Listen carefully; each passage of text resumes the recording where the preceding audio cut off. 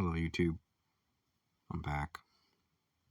In this video, I'll be going over something that I've gone over before,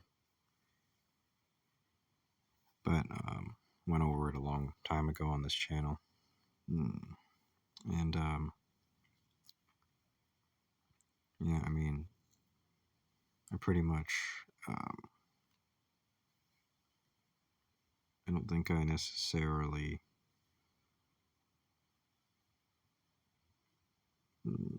used the best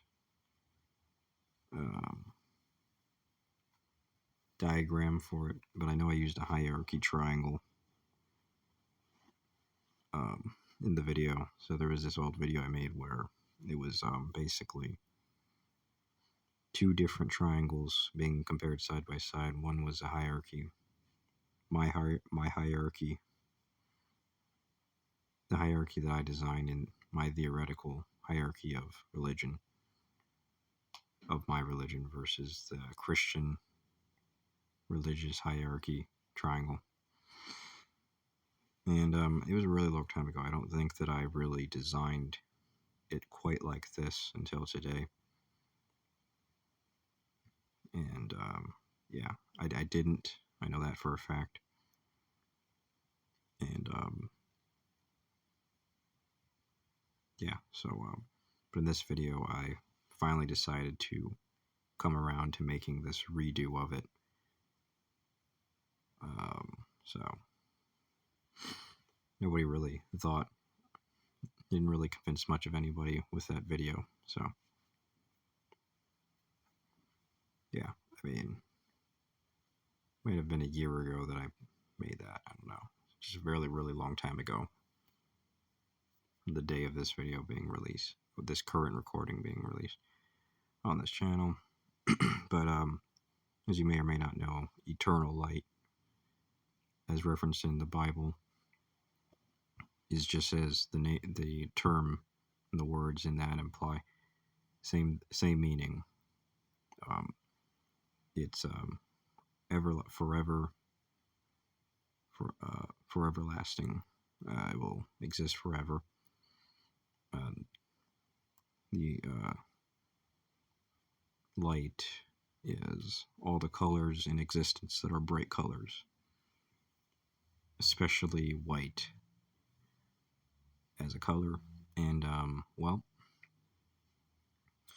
I think it's safe to say that we can use correlations between colors with certain other phenomena to see what the true nature is of all the colors that exist. And we'd be doing so with the actual objective truth about them, not just conjecture or subjective opinion, because we're using real world correlations that most people throughout history have been able to accept as being true quite easily, even as children. So yeah, and nothing changes when we're talking about modern day with this either, of course. So eternal light versus eternal dark is the great big war in the lore of the Bible. The Bible asserts that real world, in real life, real time, that the light that exists in real life is synonymous or the same thing basically as the eternal light talked about in several passages in the Bible's lore. And it's really just saying that eternal light is just basically any ordinary light that exists, and that it manifests in the real world.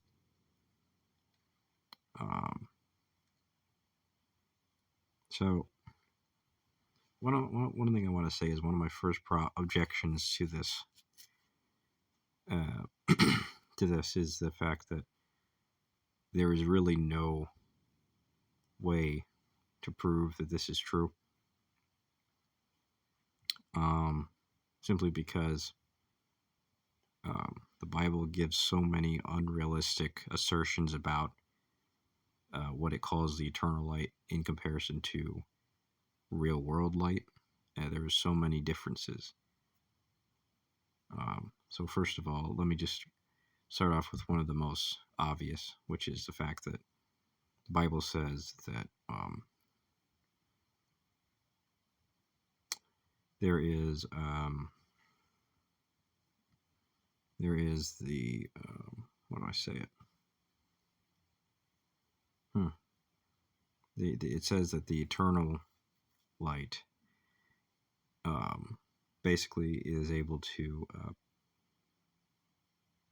basically just cause less damage to the world than the supposed eternal darkness of the world.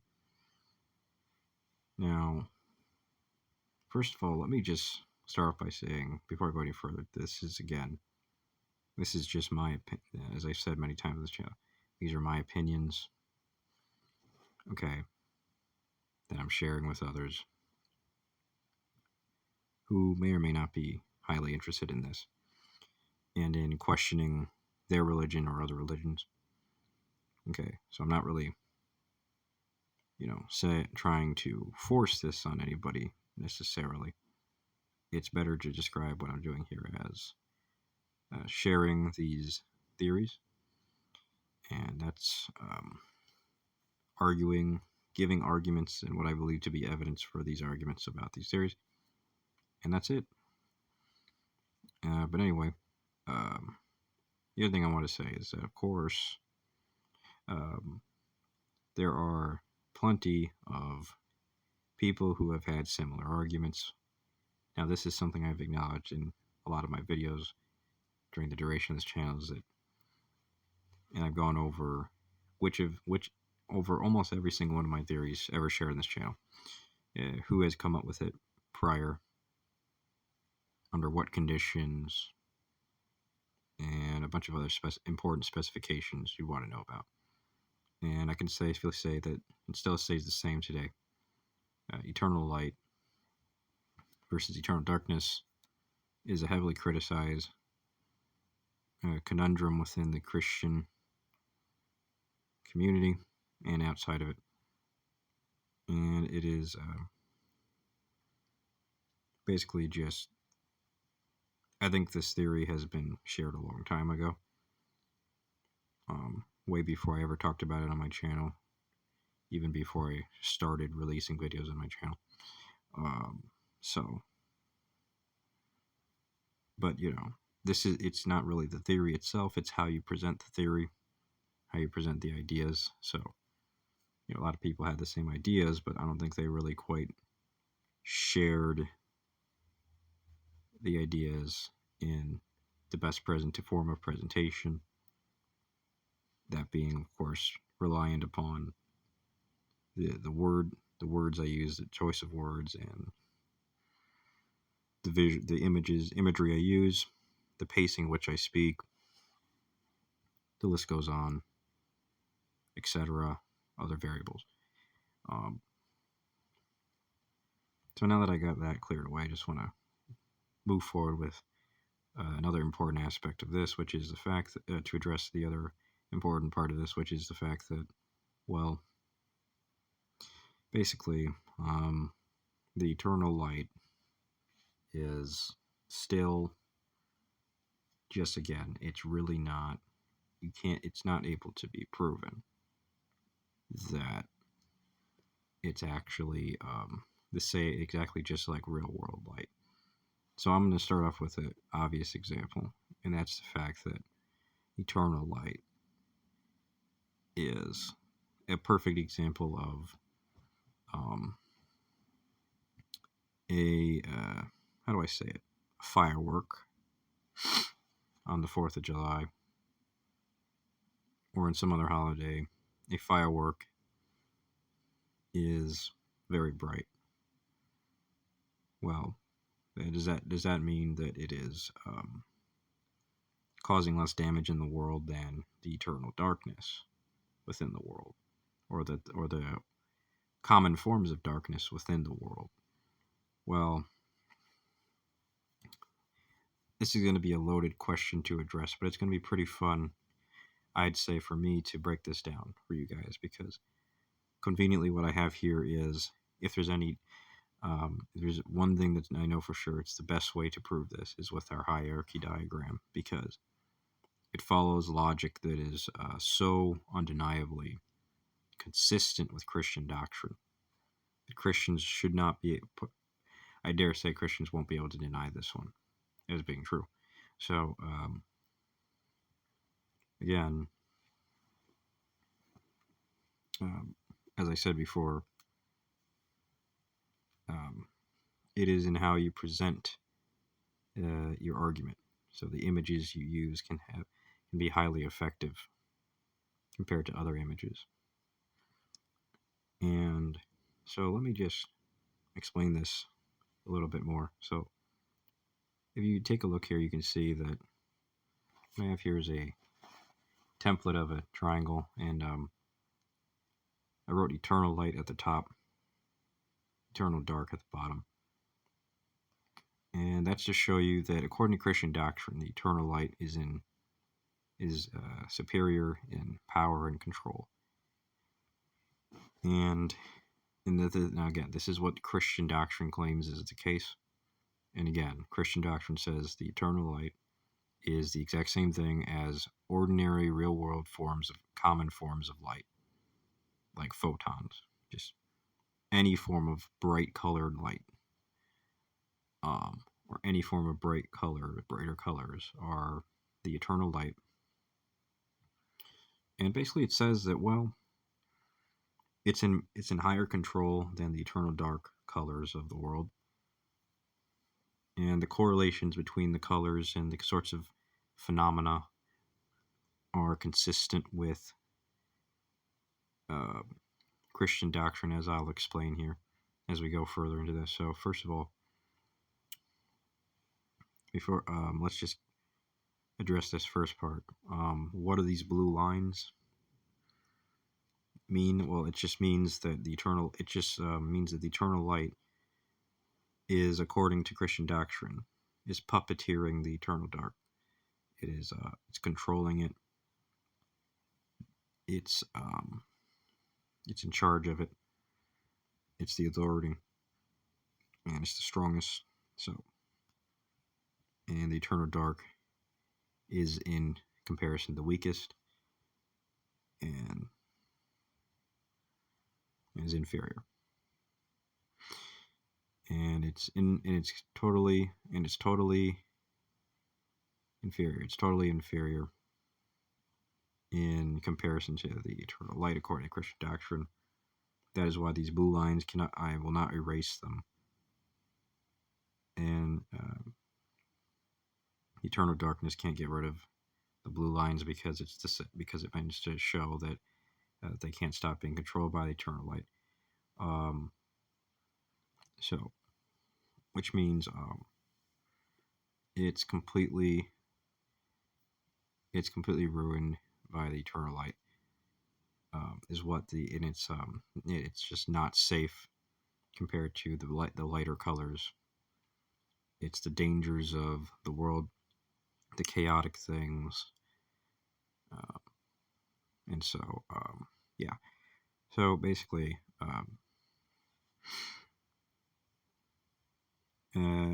you can see right here something else too, though. Interesting is that do you notice that the eternal light starts up here, right? And there's something interesting about that, of course, which is the fact that eternal light is in it has some sort of power that the eternal dark doesn't. The eternal dark is in a section of the triangle where the lines are you can see the horizon is much wider from here to here, versus it gets thinner and it recedes to a tip point at the top. That is how the power is dispersed, according to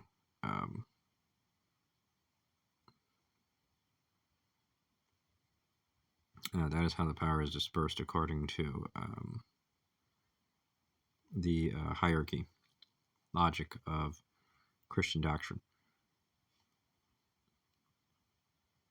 And it means that basically there is a lot more of the eternal dark in the world than there is eternal light in the world, according to Christian doctrine, which is, something you can verify yourself, of course. I mean, don't take my word for it. You can't believe me just because I say it. And that's why on this channel for many videos, I kept telling people, please don't expect me to be able to prove what I'm saying just by going on the internet on the video, because anybody can just rationally say, well, you could just be faking that. I need to verify this stuff myself.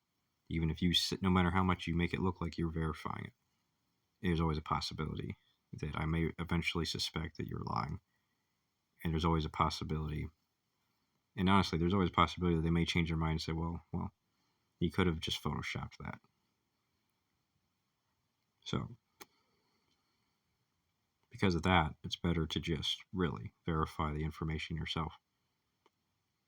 Go to reputable Christian websites.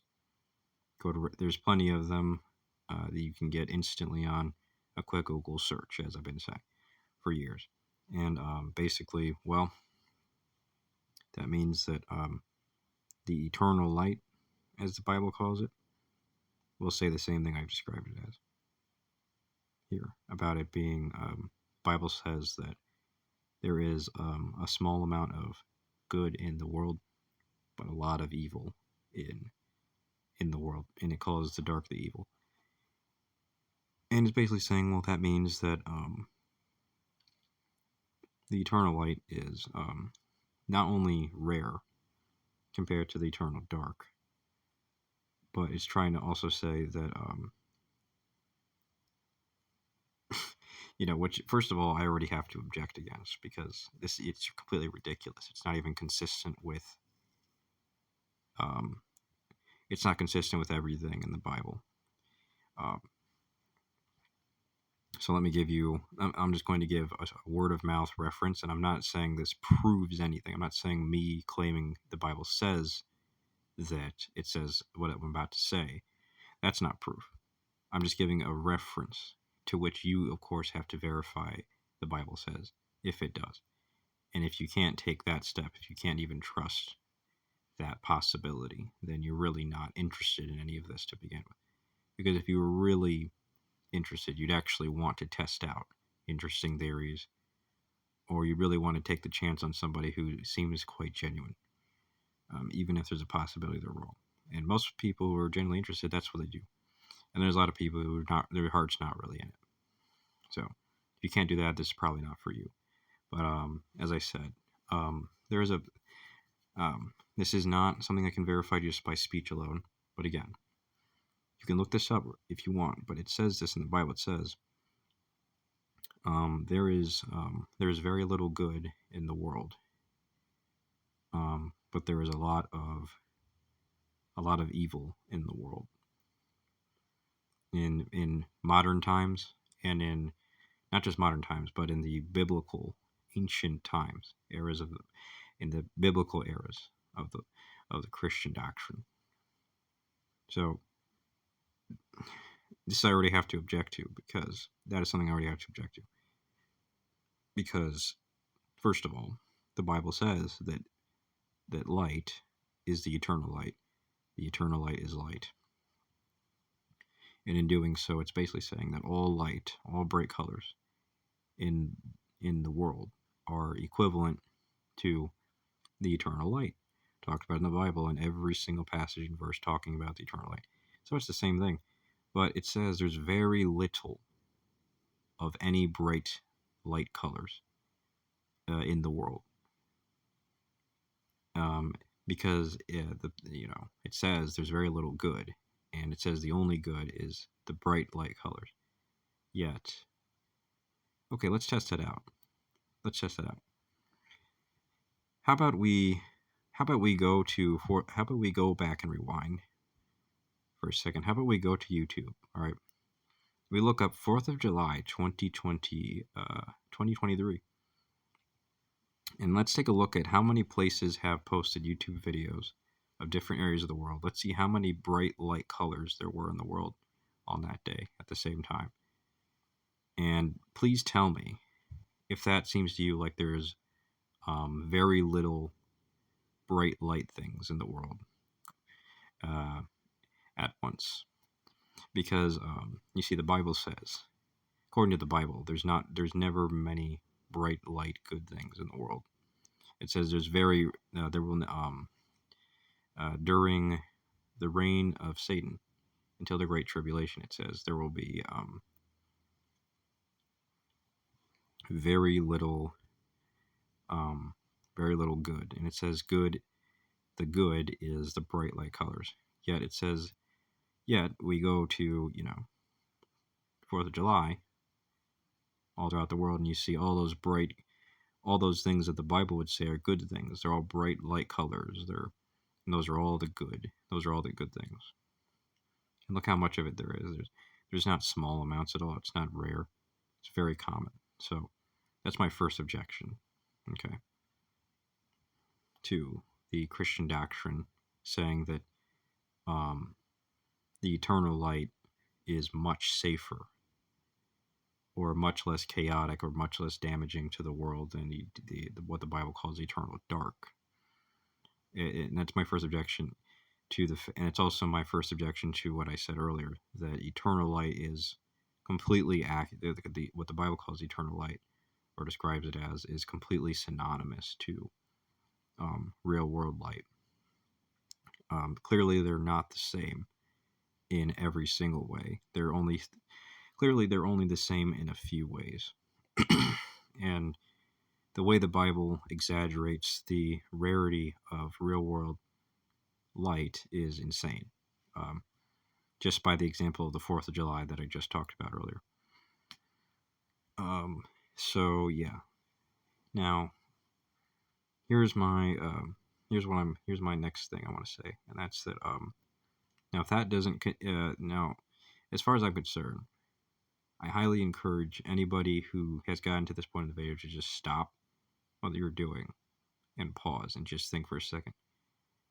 Is that really true? Is it really possible that the Bible is saying that bright lights and bright colors are the only good that exists in the world? And then ask yourself another question. If that is what the Bible is indeed saying, then how do I know that it's not saying? Then can this be tested out with 4th of July videos for 4th of July 2023? Because if in these videos, will these videos show whether or not the only good in the world is bright light colors, and they're super rare? The goodness of the world, the little goodness, the rare, that's so rare, because it's that's why they say little, because it's extremely rare. It's bright light colors. That's the only form it takes in the world. Well, could these videos disprove that? Can we test out the rarity of bright light colors that are extremely rare in the world? Can we test it out with July 2023, 4th of July 2023 videos? and if you can do that, then great. Because that, first of all, it shows you are actually, this is probably for you. This kind of thinking, this level of thinking about religion and intellectualism, this is for you. So, if you can do that, great job. Now, the next step is easy. You just have to go to YouTube and look it up. You're already on YouTube watching my video, so you just take a moment to pause and then look it up. Test out the theory. Now, if that doesn't convince you that I'm right about eternal light compared to eternal dark, then maybe my next points will. Okay, so here's my next point. And that's the fact that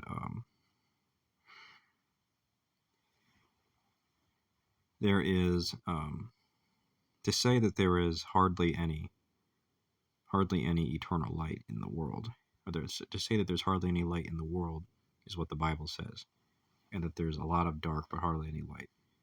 Now, the Bible does use hierarchy logic, does it not? The Bible uses hierarchy logic, and it even uses a hierarchy triangle, just like this, for all of its passages and theories, and its lore.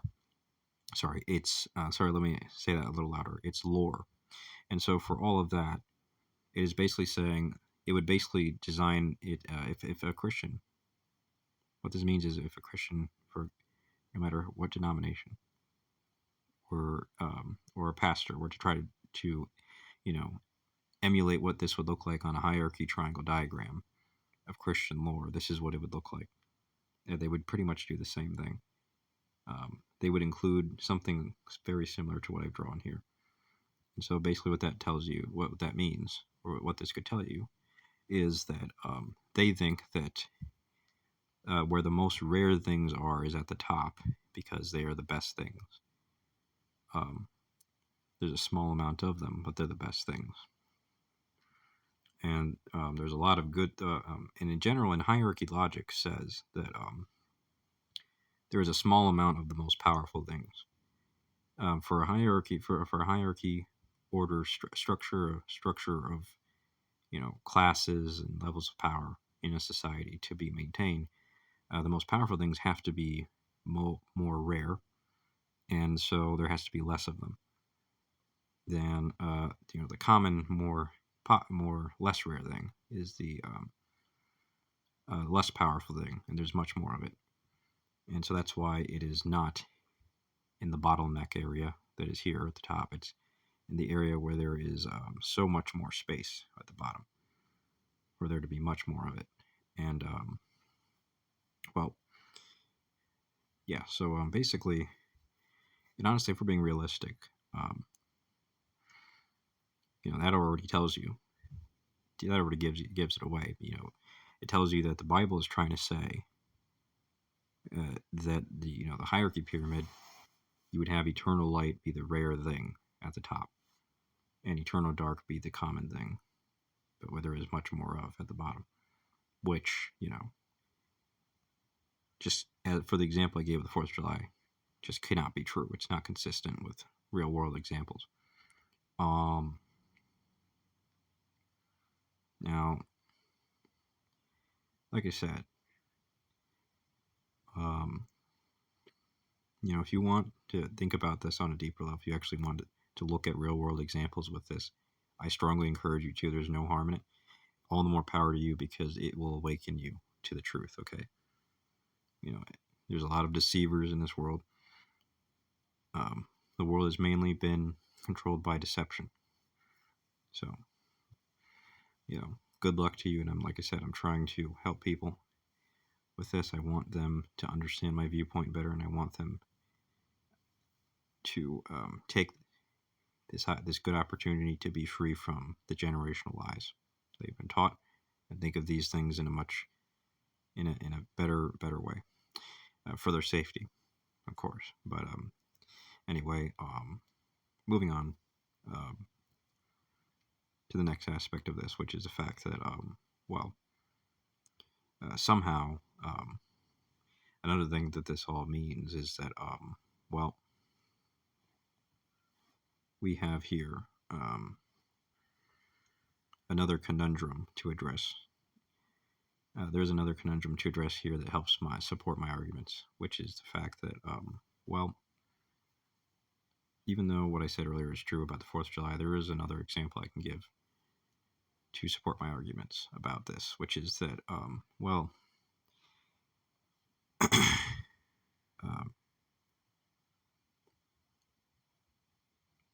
eternal darkness is,